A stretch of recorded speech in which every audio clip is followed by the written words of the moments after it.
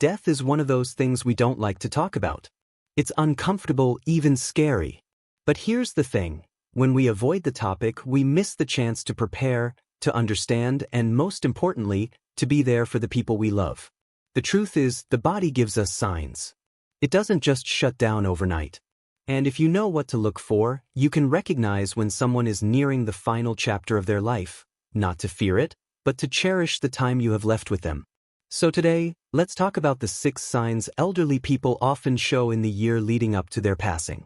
Not to be morbid, but to help you be more aware, more present, and more at peace when the time comes. 1. A noticeable decrease in appetite. One of the first and most common signs is a change in eating habits. You might notice your loved one eating less, skipping meals, or saying they're just not hungry anymore. At first, this might not seem like a big deal. Maybe they just don't feel like cooking, or their sense of taste has changed. But over time, it becomes clear. Their body is no longer processing food the same way.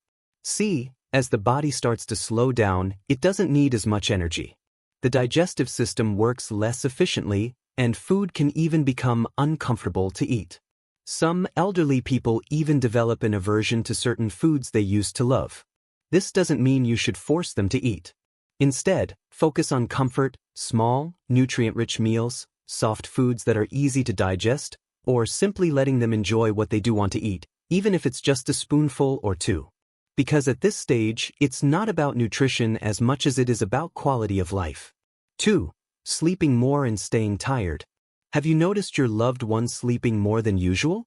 Maybe they take longer naps during the day, or they go to bed early and still wake up exhausted. This is another sign that the body is slowing down. As the heart and other organs work less efficiently, the body conserves energy by resting more.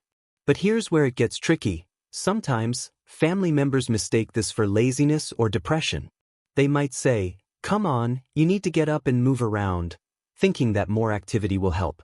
But the reality is, their body is naturally preparing for the next stage. So instead of pushing them, try to respect their need for rest. Make sure they have a comfortable place to sleep, offer a warm blanket, and let them know it's okay to take things slow. Because at this point, their body knows what it needs better than anyone else does. 3. Withdrawing from people and activities. This is a tough one, because it can feel personal. You might notice that your loved one stops attending family gatherings, avoids phone calls, or just doesn't seem interested in things they used to love. They might sit quietly instead of chatting, or prefer being alone more often. It's easy to take this as a sign of sadness, but often it's something deeper. As people approach the end of life, they start to turn inward. They reflect on their life, their memories, and what's ahead. And sometimes, socializing just feels too exhausting. This doesn't mean they don't love you. In fact, they probably do want you around, but in a quieter way. Instead of expecting them to engage like they used to, just be there.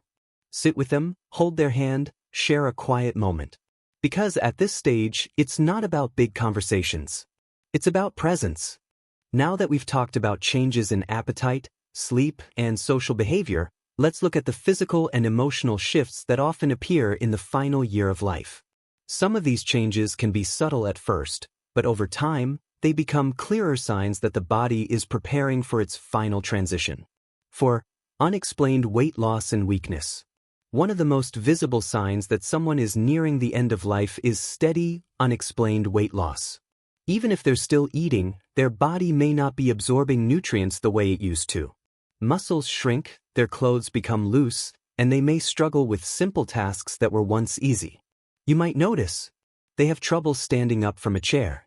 Walking short distances makes them exhausted. Their grip feels weaker when they hold your hand. This happens because the body is prioritizing only the most essential functions. The digestive system, metabolism, and even the immune system slow down, leading to a gradual decline in physical strength. At this stage, the goal isn't to push for weight gain, it's to ensure comfort. Soft foods, high-calorie snacks, or even just their favorite treats can bring them small moments of joy. And if they need help moving around, encourage them to use a walker, cane, or even a wheelchair if it means less strain on their body. It's hard to see a once active loved one become frail, but remember, this is a natural process. The best thing you can do is support them in ways that make them feel dignified and respected. 5. Confusion, forgetfulness, and changes in personality. Now, this is one of the most heartbreaking changes for many families.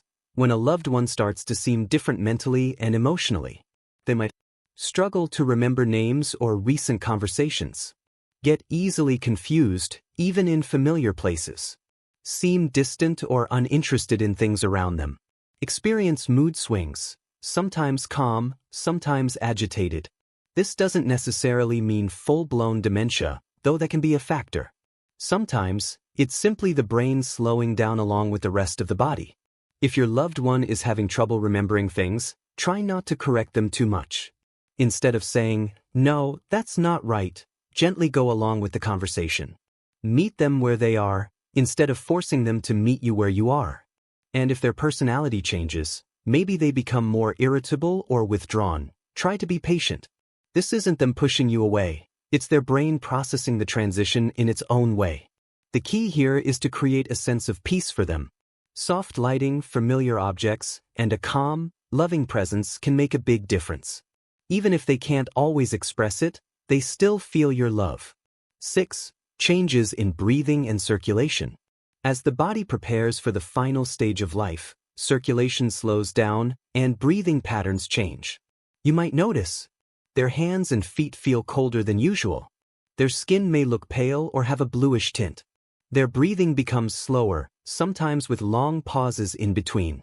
These signs can be unsettling, but they are part of the body's natural way of shutting down. In the last months or weeks of life, the heart doesn't pump as strongly and oxygen levels shift. Some people may even have moments where they seem very alert one day, then extremely tired the next. At this stage, comfort is the top priority. Keep their hands warm with a blanket, play soft music, and speak to them gently. Even if they don't respond, they can often still hear you. This is a time to cherish every moment, no matter how small. Hold their hand, share a quiet memory, or just sit with them in peace. Now that we've talked about the physical, mental, and emotional changes that often happen in the last year of life, the question becomes, what can you do? Because knowing the signs is one thing, but being there, supporting them, and finding peace in the process? That's something else entirely. How to support a loved one in their final months. One of the most important things you can do is shift your mindset. When someone is nearing the end of life, the focus is no longer on fixing or curing. It's on comfort, love, and presence. Here are a few simple but powerful ways to be there for them in a meaningful way. Listen more than you speak. Your loved one may not always have the energy for long conversations, but that doesn't mean they don't want to be heard. If they want to share a memory, listen. If they bring up regrets, fears, or even talk about death itself, let them. Too often, people shut down these conversations because they're uncomfortable. But letting them talk about their feelings openly can be a huge relief for them. And if they don't feel like talking at all, that's okay too.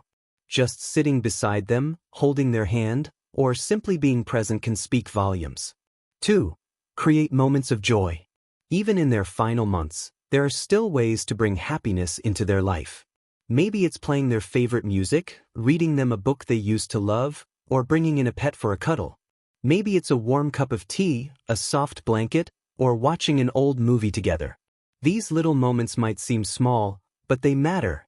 They create warmth, connection, and a sense of peace. 3. Respect their wishes. This one is tough, because sometimes what they want isn't what we want. Maybe they don't want aggressive medical treatment anymore. Maybe they want to stay at home instead of going to a hospital. Maybe they just want to spend their final days in peace, without constant interventions. Whatever their wishes are, do your best to honor them. It's not about what makes us feel better. It's about what makes them feel comfortable, respected, and at ease. Take care of yourself too. Caring for someone in their final months is emotionally and physically exhausting. It's okay to feel tired. It's okay to feel overwhelmed. And it's okay to take a break when you need one. Make sure you have support, whether it's family, friends, or even a counselor to talk to. Because you can't pour from an empty cup, and your loved one would want you to take care of yourself too. Finding peace in the process. Losing someone you love is never easy.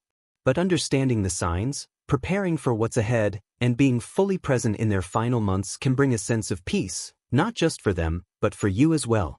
Instead of focusing on the sadness of what's coming, try to focus on the love that still exists in every moment. Because even in the face of death, love doesn't fade. It's there in the gentle squeeze of a hand. It's there in the soft rhythm of shared silence. It's there in every memory, every laugh, every time you say, "I love you."